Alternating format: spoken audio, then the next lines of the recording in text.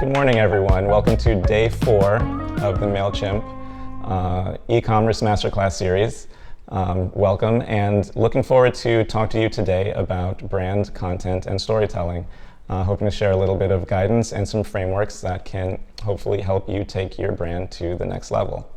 My name is Michael Mitchell, and I lead brand and content marketing at MailChimp.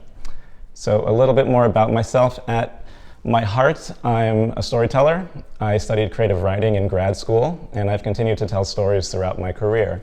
So from brand strategy to digital marketing to experience strategy, I've worked with brands like AT&T, Heineken, and Toyota, and have been fortunate enough to do this work across the world in New York, Singapore, Sydney, Tokyo, and London. So here's a quick rundown of what we'll cover today. I think Jeff Bezos once had a quote that said, "Brand is what people say about you when you're not in the room." And that sort of means that great brands or great branding is about building a great reputation. And that's what I hope these 4 sections help you do today. Create a brand with a great character, one that builds relationships and trust with your customers, and that in turn will help grow your business. So let's get started. First of all, we'll start with the secret ingredients that make great brands so great. And the secret is there really isn't a secret. The best brands at their core are a balance between their own character and what their customer needs, understanding their customers sort of through and through. It's that overlapping spot in the middle where the magic happens and the best brands thrive and really come to life. That's where trust and customer relationships are built, and that's where great reputations are made. So let's dive a little bit deeper into how brands do that. When you think about the heart of your brand, there are sort of 3 core elements that you really want to define. What's your purpose? What does your brand stand for? What is your driving mission? At MailChimp, for example, our mission is to empower entrepreneurs. It clearly defines why we're here and who we're here for. Second is understanding what's your vision. At the largest scale, how are you going to change the world? Starbucks, for example, started as one coffee shop, and they somehow changed the world. So don't be afraid to articulate your ambition, and we'll talk a little bit more about Starbucks later. And finally, what are your values? What things won't you compromise on? So we mentioned character being a huge part of building trust and your reputation, and that speaks to what your values are. It speaks to the things that keep you authentic and help you remain authentic as you continue to build your brand and build relationships with customers. So on the customer side, you need to have a clear understanding of what customers know that they need right now. What are their jobs to be done? And that's what that acronym JTBD stands for, jobs to be done. Do you know what they need right now today? And do you know how your business and your brand can help solve those problems for them? Second, you need to understand your customers so well that you know the needs that they haven't even articulated yet. You can anticipate and sort of get ahead of their unmet needs. You can do this by mining and uncovering these insights through deep customer research, having conversations with customers, getting in the field, getting feedback through surveys to really understand, get a sense of what they need today, but then dig a bit deeper to understand the things that they're not even articulating that they might need, that your brand can also deliver for them. And then finally, aside from the fundamentals, what are the blue sky things that customers want? What are their aspirations? What are their dreams? What do they hope to achieve by interacting with your product or your service? So for example, Henry Ford famously said that if he had asked customers what they wanted, they would have said they wanted a faster horse. They wouldn't have spoken about an automobile. So often the magic happens when we anticipate and reinterpret customer needs so that we can invent the future. And when these 2 meet in the middle, you can truly articulate your value to the market and define your value proposition. Your value proposition is the simplest, clearest phrase that communicates the emotional and functional benefits that your brand delivers. So let's look at some world-class examples of brand propositions. So I mentioned Starbucks earlier, and their value proposition has always been to be your third place. So you might have work and you might have home. At least pre-pandemic, we had those 2 different things. And Starbucks promised to be the third place for you to feel comfortable and welcome. This was evidenced in the environments they created inside of their stores and in the innovations that they continue to make to their retail experiences over time. And the key thing to notice here is that the value proposition isn't about the coffee, it's about an experience. Nike, for example, promises that if you have a body, you're an athlete. Whether you're young or old, professional or amateur, something about a new pair of Nikes kind of makes you feel like you can run just a little bit faster and jump just a little bit higher. This democratization of fitness is clear in all of their communications, and it's the strategy behind Just Do It. And again, the promise has nothing to do with the product. It speaks to customer aspirations. And finally, Airbnb promises that you can belong anywhere. Again, not about the properties or the travel locations that they can take you to. It's about a feeling. It's about that unmet need that travelers want to belong in the locations that they visit. These promises communicate feelings that build relationships through customer understanding and real empathy. And the most successful brands exhibit empathy across their entire customer journey. So this is a very simplified version of the purchase journey on screen right now. But brands that can truly convey customer understanding, that invites you to buy, welcomes you in, and supports and retains you post-purchase, those are the brands that really win in the market. So some key takeaways and thought starters from this first section. What is your brand's purpose? And how does it align with your customer's job to be done? What can we learn from how the best brands activate their value proposition, like Nike or Starbucks or Airbnb? And how can empathy play a bigger role in your go-to-market strategy across your entire customer journey? So then once you've taken the time to really articulate what your brand stands for and how it meets customer needs, the next step is bringing it to life. Shaping customer perception, building your brand identity, and understanding the impact that even price can have on your brand's reputation. So we spoke about character and reputation earlier, and aside from character sort of speaking to integrity, there's also a more literal version of assigning your brand an archetype to assist with your creative expression.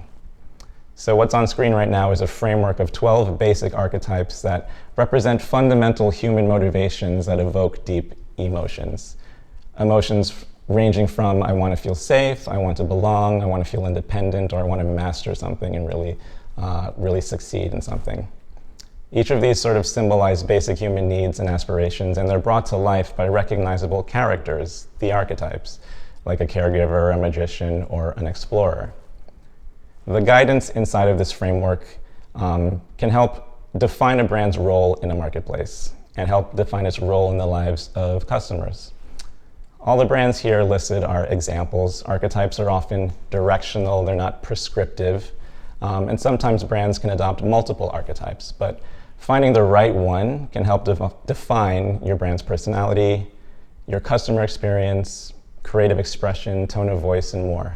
So let's just dive a bit deeper into this. On this half of the chart, we have examples of brands that align with helping customers find community or feel safe, yet they all achieve that goal in a slightly different way. Tinder, for example, communicates belonging through love and finding love. TikTok communicates community and belonging through joy, through the archetype of the jester, and Airbnb by aligning with ordinary people.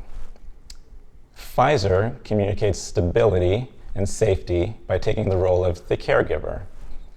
Amex assumes the role of the ruler, while Lego is clearly a creator. And there is this sense of safety and nostalgia and stability you feel when you play with your building blocks, with their building blocks, whether you're a child or even an adult playing with your children. So finding the right territory, the right archetype, can help create a consistent and compelling identity for your brand, because you can always lean back into that and tap into that as you continue to create consistent communication. On the second half of the chart, these are brands that align with independence and mastery. So for example, Peloton communicates happiness and independence through innocence and the sheer high you get from exercise and the endorphins that come from it. Google does this through wisdom, and Amazon through exploration. Help me find happiness through instant shipping on anything I want, whenever I want it. Nike communicates mastery by taking the role of the hero. Apple assumes the role of the rebel, while Tesla is more like a magician. And there is something magical about Tesla's cars. I mean, they drive themselves. That's pretty special. So when done right, these aligned motivations can be meaningful enough to allow for the evolution of a brand story. So for example, Apple today is clearly much less of a rebel than it used to be, but that rebellious spirit is still in its heart. You can even see that in the way that they design their headquarters. Their headquarters is a perfect circle. If you line up all the Fortune 500 companies and what their headquarters look like, Apple would stand out as a rebel with this perfectly spherical headquarters. So that's the way that they've evolved their rebellious spirit, moving away from the 1984 advertisement to now even our headquarters looks like a spaceship. So again, all the brands listed here are examples, and archetypes are often directional and not prescriptive, and sometimes brands can adopt multiple archetypes. They're not audience segments and they're not campaigns, but the work of working through this exercise to kind of find the right archetype for your brand can help define your brand's role in the marketplace and its role in the lives of your customers. Are you serving customers to help them find community or belonging? Are they seeking mastery, and can you provide that service for them? Are they seeking stability and safety? By finding that, you can help define your brand's personality, help architect your customer experience, your creative expression, your tone of voice, and more. And when it comes to your brand design and identity, these are your usual cast of characters or usual elements. So these on screen right now are specific to MailChimp. And if MailChimp were an archetype, I think we would aspire to be the magician. We would hope that you'd find our AI-powered tools magical in how they help you achieve your goals and grow your business. And of course, there's probably a hint of the jester in our brand as well. But you can see that personality comes to life across our identity elements, from our color palette to our motion design, our tone of voice, and our experience. And these 6 elements on screen right now are sort of the key to making sure your brand always comes to life correctly. Make sure you always ask yourself and your team, are we being authentic? Because if not, then we risk losing credibility with our customers. Are we differentiated from the competition? Because if not, then we'll appear the same as everyone else. Are we being consistent in our communications? Because if not, then we'll start confusing our customers and they won't understand what we're trying to convey. Are we creating a presence? Are we showing up in the right moments at the right times? Otherwise, we might risk the moment to make that right connection with an audience. Are we relevant? Do we understand what our customer needs are, and are we showing up for them? As otherwise, we might risk losing them and not meeting their needs. And also, do customers truly understand your offer? Otherwise, you completely miss attracting them, and even for existing customers, you might lose a chance of retaining them. These 6 elements should be the core to any guidance you and your team follow when you bring your brand to life. And then lastly, for this section, how you price your products is also key to bringing your brand to life too. So I'll walk through this diagram quickly. Pricing your products is key to shaping your reputation and also how customers perceive you and your brand. And this can become tricky during the holiday season as you consider putting more items on discount or weigh the benefits of growth versus margin. Typically, luxury brands are high margin businesses. Their products are expensive. They sell fewer of them to fewer customers but realize larger profits per sale. On the other hand, value brands are growth businesses typically. Lower prices mean lower margins per sale, but also the opportunity to sell to a broader population to achieve growth. So the question is to ask yourself, how do you want your brand to be perceived? Are you a luxury retailer, or are you a value brand? Your pricing strategy, as well as your holiday sales strategy, how deep you discount your prices will help shape and affect your reputation. Just something to keep in mind specifically in this Q4 as the holidays approach and as you plan on what to do that's best for your business. And when it comes to just bringing your brand to life in general, shaping your perception and helping you craft your brand's identity online, luckily enough, MailChimp has tons of tools to make that easier. So let's take a quick look at that right now. MailChimp is built for growing businesses. Let's say you own Big Mood Spa and you're looking to take it online. MailChimp makes it easy because everything you need is all in one place. Let's get you started. It's time to build your site. Start by picking a URL, then get to using all the creative tools. Pick a style and tweak it to your liking, play with colors, throw in some photos, make it you. Add product and make it shoppable. That looks nice. You can even set it up so people can book appointments if that's what you need. It's really that simple. You're amazing. Now, let's start marketing. Everything you need is connected to your site. With our creative assistant tool by your side, you can make emails, social posts, and digital ads. Look, you made multi-channel marketing magic. Boom. Then you can easily set up automations so all your marketing gets to the right people at the right time, so window shoppers turn into repeat buyers. This performance report helps you understand why sales are on the rise. Now that you know how easy it is, it's time for your grand online opening. Come join the MailChimp family. It's free to get started. MailChimp, built for growing businesses. So some key takeaways and thought starters from that section.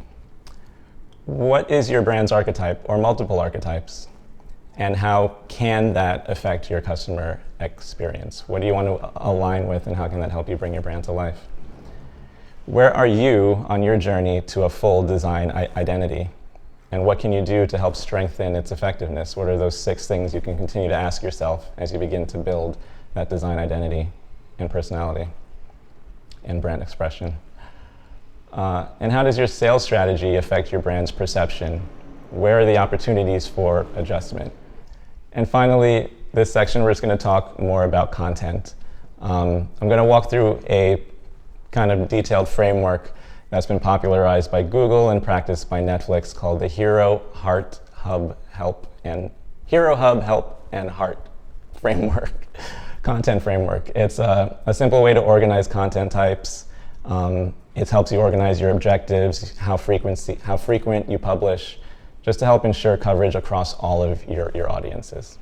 So when the framework is fully realized, it could look something like this. So this is illustrative, but there's an opportunity you could devise something like this. We'll break it down by sections as we go through.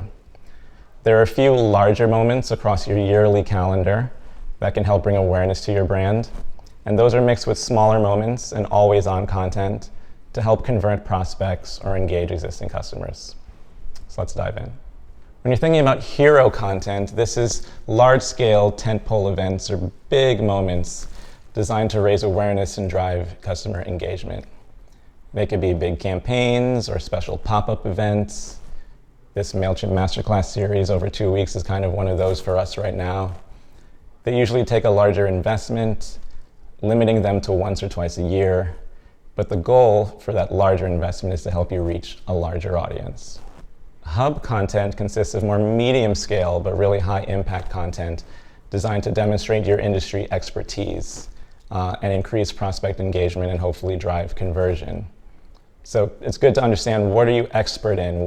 How are you sort of really the thought leader in your industry, in your realm, in your lane? And perhaps you can share some information on that. You could share a white paper on that or a video on it. Do you have new product launches throughout the year? This sort of in-between content in the hub content area, it's published a bit more frequently, and it can help shape your perception as a thought leader in your space. It can help demonstrate sort of clear customer understanding, and it's usually used to really help your customers achieve their goals. So help content is kind of just that. It's meant to help. It consists of really more small-scale, always-on content designed to solve customers' jobs to be done. It's designed to also increase people's affinity with your brand, drive conversion, and also improve retention. This is an opportunity to really speak to existing customers on a more consistent basis. This is your steady drumbeat of always-on content. These are your daily social posts, your stories, your tweets, your TikToks, if that channel makes sense for your brand. These are your customer service interactions and your support communications. Help content is a mixture of help and how-tos and explainers and demos. Perhaps more cost-effective paid media, your SEO strategy and your retargeting. Insight into your business, an opportunity for you to share behind the scenes, your team culture, customer stories, community stories, and also surprise and delight moments, sort of that express your personality and really express your brand identity. Brands typically spend a lot of their time here, investing in truly engaging their audiences. And then lastly is heart content, the opportunity to really connect with audience on an emotional level. It's more medium scale. It kind of balances out with the hub content that we mentioned earlier. It should be high impact, but designed to demonstrate empathy, really. Increase customers' likelihood to recommend you to new customers, and improve retention with existing customers and make them more loyal to your brand. These are truly value-add content opportunities and real brand building moments. Again, it's a chance to share behind the scenes of your business, your company, your culture, profile your customers, or simply find moments of surprise and delight for your loyal fans. They could be mini events or interesting experiences that you could bring to life across social. Investment in these medium scale pieces can vary, but the best brands find these moments to kind of pause the hard sell, take their foot off the gas of always trying to get the next purchase, and truly build an empathetic relationship with their customers. So if done correctly, your content calendar will be filled with large, medium, and small scale pieces of content to engage customers all year long. Something like this, a framework like this, is really a simple way to organize content types, organize your objectives, and your publishing frequency across the year to truly ensure coverage across all your audiences and all your channels. And as we think about all of our channels, it's important to have a clear understanding of your entire content ecosystem. This is an illustrative example of what a content world could look like. It's important to understand that your customers won't necessarily travel through your ecosystem in a linear fashion. They won't necessarily go in a straight line in the way that you devise the story to be told.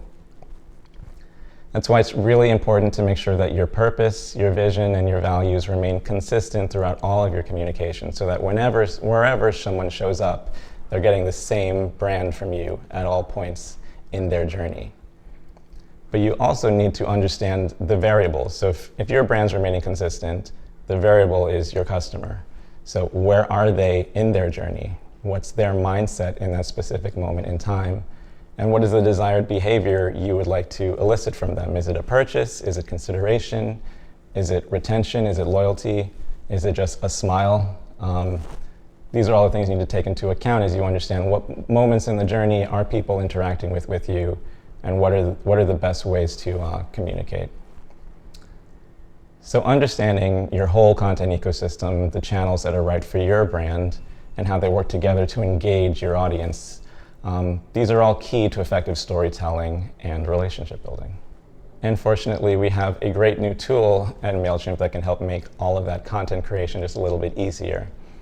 We've recently launched our new Content Optimizer, which can help explain what can be improved in your current content and help boost its performance. It can give specific and personalized suggestions on how to make better content. It can help you compare your content to best practices so you understand what the industry standard looks like and begin to push your content further up the ladder. And it helps you get your point across, helps you be more clear and consistent, all through the power of AI.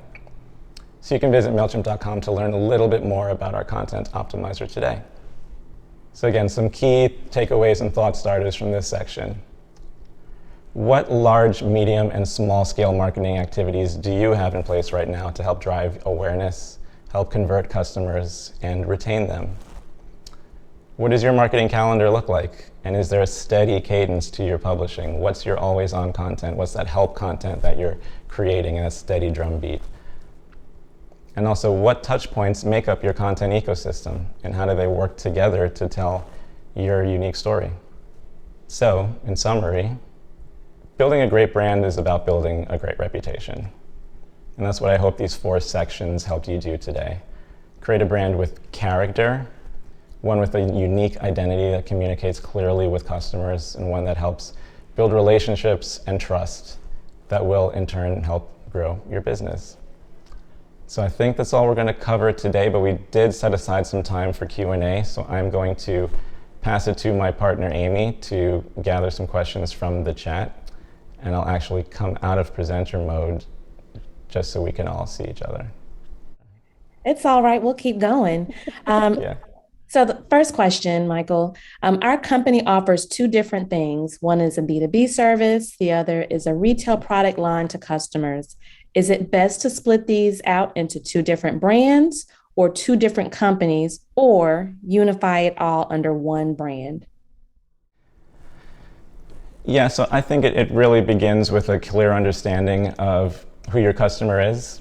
Um, is the distinction between those two audiences so different? Are their jobs to be done so different? Are their aspirations so different that it really makes sense to create two different brands?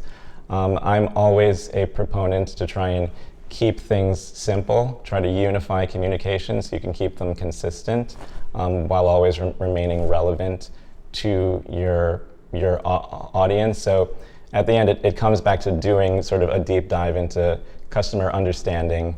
And if it makes sense to split it out, it should only be because that's the best way for you to meet your customer needs and sort of help them push towards their aspirations. Great. What are the best tools in MailChimp to keep branding consistent? Is there a place to store colors or fonts? Yes, so we have a tool called our Creative Assistant, actually, which is kind of magical also, which kind of harkens back to the idea of us trying to be the magician as our archetype. But it uses AI to kind of scan through your existing brand elements. So if you already have a website, we can sort of pull through your fonts, your colors, your image choices, and pull that into our system to create multi-channel marketing on your behalf. So we can turn all of that into a social post or an email or any other type of marketing communication you might need sort of at the flip of a switch or the snap of a finger. And the system also allows you to save all of that data and all of your brand elements inside of MailChimp so that you don't have to do it over and over again. So it's a great way to save time, to continue to build brand consistency in all of your communications and elevate your design. Perfect. Can you give more examples of hero content? More examples of hero content. Yeah, I mean, so yeah, a lot of the examples in here were kind of geared towards larger scale brands, but I really think those opportunities where you have to get as much reach and as much awareness out to customers as possible. So that can take many different shapes and forms. There are tons of customers, potential customers on social media that you can reach with a larger investment potentially in how you're showing up there.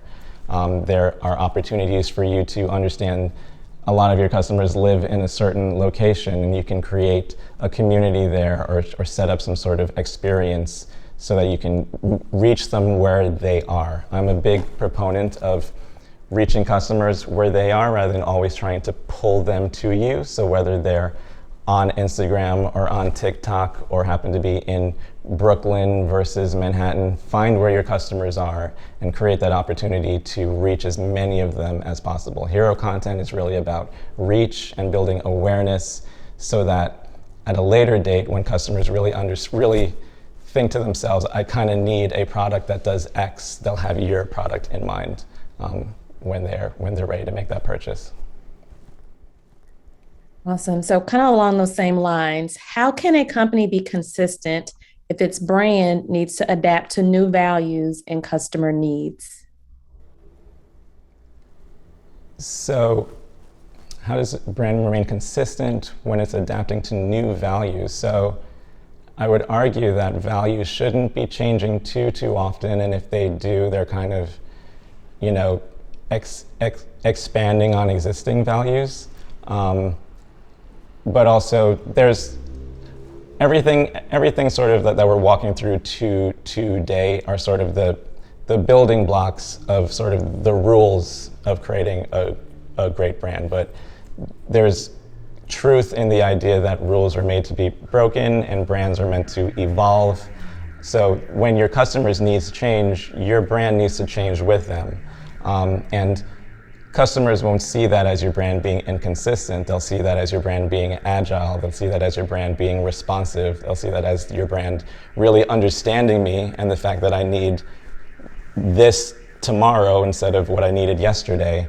And you're being responsive and agile and flexible and evolutionary, and that's a way that you can retain customers, because there's always going to be that new entrant into your industry who's probably helping or trying to address that new job to be done. What's the next job to be done? And you need to always continue to keep an ear to customers' needs so that you're always, it's a double battle of trying to keep up with customer needs and sort of swat away the competition who are trying to come in from the side with new ways to solve that for them. So you got to find a little balance, huh? Yeah. Awesome. All right. What are the key differences when creating branding for a B2B or business to business organization? Yeah, so at the end of the day, I really believe that people are people. When someone walks into an office with a business outfit on versus someone walks into a movie theater to go watch Avengers, it's the same person.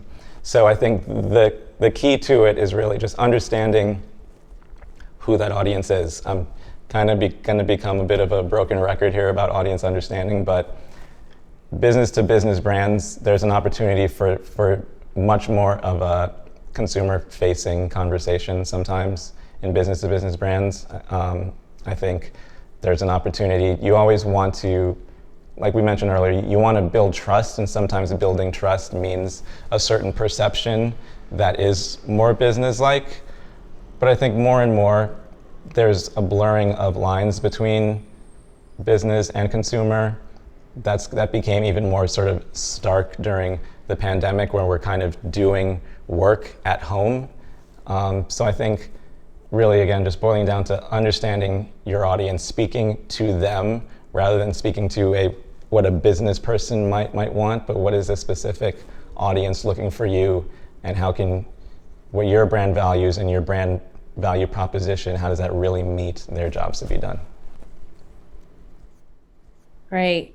All right. So for a company that doesn't really have much new product offering, how would they convey a newness or some type of hero content? For example, a dry cleaners. How does a dry cleaners create newness and hero content? Yeah, I think there's innovation and excitement in sort of every industry. I think there's opportunities for you to create a new experience inside of your dry cleaning location. I feel like every dry cleaner I've walked into in my life probably all look the same. There's a good opportunity for you to do an audit of what do competitive dry cleaners look like. What's an opportunity for me to add something new and different? What if I put two lounge chairs in there if someone wanted to sit for 2 seconds while they're waiting for me to pull their laundry from the back? What if I created sort of a bit of a moment of rest or a moment of relaxation, thinking about the Starbucks example, creating your third place. I don't know if the dry cleaner is necessarily your third place, but it's about thinking about the experience, not thinking specifically about the product or the service you're offering, but what surrounds that product and service, and how can I make that different? I bet if your dry cleaner offered a bit more of an experience than the one down the road, there'd be a slight uptick in curiosity, interest, awareness, and that should probably lead to an uptick in sales. A good idea. All righty, so let's switch a little bit. I work for a small nonprofit organization in the health sector. Often our marketing budgets are very slim and we can't afford hero content or much paid social advertising. Knowing that, where would you suggest we focus our efforts on in terms of content type? So remind me of the industry again, say that one more time, Amy. Let's see, a nonprofit organization in the healthcare sector. So yeah, budgets are tight, I understand, and paid. And I think you mentioned sort of low there's a bit of a paid budget, but not too much. So I think if you're prioritizing where to spend in terms of just a little bit of a paid budget, I'd put that investment into search. I think so when people are searching for something, they already have an intent to engage with that thing. They've chosen themselves to begin a journey towards an answer. And if you show up as that answer, there's a higher chance of them engaging with you. So I think if there's any wiggle room on the media budget, I'd begin with search, and then if that leads to more business and more stuff, then you can work your way back up the ladder to maybe some hero content. Great. All right. So, Michael, you gave an example of a company whose value proposition was solving the customer's problem, but the customer didn't realize that was the problem that needed solving. I work in DE&I, which is diversity, equity, and inclusion. Thank you. And my customers think they need new policies or procedures, but I believe they also need to change their hearts. How do I influence customers that way and sell what I am offering when customers don't think that's what they need? Excellent question. That is an excellent question. That's a hard one. So there's an opportunity. So part of that, I think what I mentioned earlier about meeting customers where they are, I was speaking like physically, like meet them in social or meet them at a location, but sometimes there's a psychological way of meeting customers where they are and finding that sort of the Venn diagram I had up earlier. Something as important but as sensitive as DE&I and changing someone's heart is something that's a long-term investment and something that is about meeting people where they are.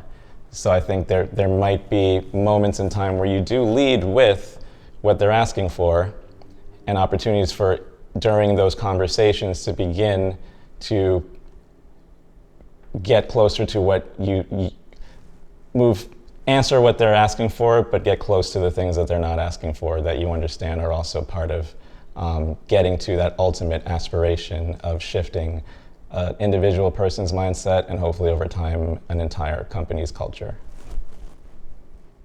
Great. All right. So we have time for a few more, getting some really, really good questions in the Q&A. Is it possible to overwhelm customers with content or brand presence? Is content fatigue a dynamic that you all have seen at all? Oh yeah, content fatigue is a huge dynamic. I'm kind of overwhelmed every time I log on to Netflix, potentially. Either overwhelmed because you could just scroll forever searching for something, and then underwhelmed because I can scroll forever and not find anything that I want to watch. So again, and content is expensive. It's time consuming. There are the chance that it's gonna fall flat. You do need to test and learn when you create content. So it's a balance of, understanding there can be content fatigue, but understanding on your side, on the business side, sometimes you need to prioritize the types of content that you create. You need to be careful about your resources and the time you invest into it so that you're not just churning out content that may not always be working for you. So being focused and deliberate in the type of content that you create and where you share and who it's for, and sort of the larger cliche that less is more and you want to keep people wanting more, that can definitely factor into your content marketing strategy. Got it. All righty. So what's the best way to develop an understanding of your audience? Is it independent research? What are the ways to ask directly other than questionnaires? It's conversation. Yeah, I think if you're a service business and people are walking in and out of your shop every day or showing up into your online store every day, strike up a conversation, get to know them. I think you can also understand by taking a look at what things are selling and what things aren't selling. You can take a look at your competitors and sort of any research they might have done on their customers and their industry. So it can be a mixture of existing research that exists just out in the world? What do, in general, do people shopping in this industry look for? What are the trends that are happening right now? What does 2022 look like for retail versus 2021? Sort of getting that broad macro point of view all the way down to the micro point of view that I just chatted with one customer today and he said XYZ, and I feel like that's a real good insight that can help me improve the business. All right, so we have time for a few more. Are you all right for a couple more questions? I think so, yeah. All righty. So, should your content be the same across all your social channels? So I think your brand should be the same across all channels, no matter what. But you do need to understand that certain channels are better for certain things. Certain channels are geared towards types of content that other channels aren't. For example, Instagram is far more visual than Twitter, for example. Instagram invests, people who share on Instagram invest in video, invest in sort of high quality imagery. Stories are much more of a vehicle on Instagram than they are on any other channel. So understanding how you show up on screen, how does your brand show up in a video versus a still image? How does your brand show up in 15 seconds versus 60 seconds if you're fortunate enough to have the budget for a TV commercial? And then across LinkedIn is a little bit more buttoned up than Twitter. Twitter is far more conversational, and you really kind of want to jump into the current conversation that's happening amongst everyone online. A great example is when Facebook went dark for a couple hours earlier this week. The Twitter social media team hopped on that immediately because that was the only social network that anyone was showing up on, and sort of this tweet going around is a tweet from Twitter saying, hi, literally everyone, because that was the only place people could show up when all those other channels were down. So it's best to just do a deep dive in understanding the actual mechanics of each channel and how audiences show up differently on LinkedIn versus Twitter versus Instagram. Don't change your brand, don't change your values, don't change your identity, but understand how does it evolve when it's video versus conversation versus something else. All righty. Can you share a little bit more on brand voice and marketing to new customers in new locations and areas? Yeah. So brand voice is really an expression of your brand's personality. And when we think of personality, we kind of compare brands to people, or at least I do compare brands to being just a human and a person. So I might speak differently with my boss than I do with my friends, than I do with my parents, but I'm still the same person. And that's the same with your brand and your tone of voice. You might speak slightly differently with a prospective customer than you might with an existing customer, but you're still the same brand and you're still the same sort of ethos, and the same purpose comes through. So if you make that analogy between how we all speak slightly differently to people, but we're all still the same in the core, that's sort of the guidance I try to give to people building brands and creating brand voice. You can tweak how you speak to different folks based on the moment in time and who they are, but you really want to stay true to yourself. Awesome. All right, two more. Can you go back to the different content types? Can you talk about those a little bit more? Sure. Do you want me to actually pull the slide up? You can. Yeah. I might mess up the whole Zoom. I couldn't even pull the screen down. Can you talk a little bit more about Hub content? We're getting a lot of questions about that one. Yeah, so Hub content is not as large scale as hero content. You can publish it a bit more often, but it's really kind of thought leadership content. It's opportunities for you to really share expertise about what your brand offers, how your brand is truly differentiated. It's kind of really value-driven content, value-added content that can help guide your customers towards their goals and towards their aspirations. I think, for example, there are restaurants that might create a cookbook. That would feel like hub content. It's not going to reach as many people as an advertisement, for example, but it sort of speaks to the expertise inside of that restaurant and can really help customers sort of guide them towards their own culinary goals or culinary aspirations. So that could be seen as an example of hub content. So we have one person who says, as an art-based business, we're trying to reach people where they are, inspire and encourage them. What could be some examples of hub content for an art-based business?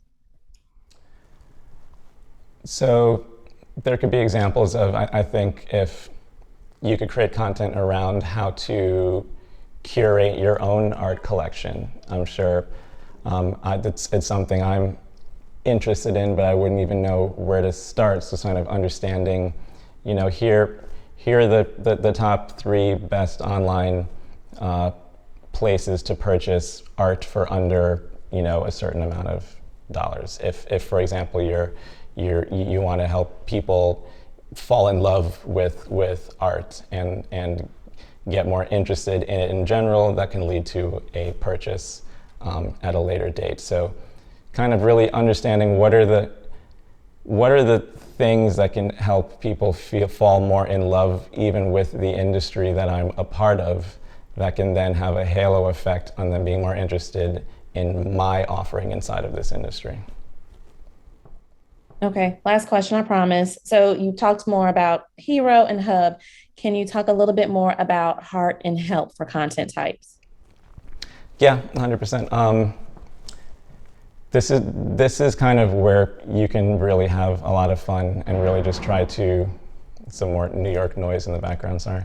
You can really just try to connect with your audience on an emotional level. So, for example, at MailChimp, we've created a studio called MailChimp Presents, where we've now begun to create podcasts around entrepreneurial content, but also things that kind of just speak to the entrepreneurial spirit.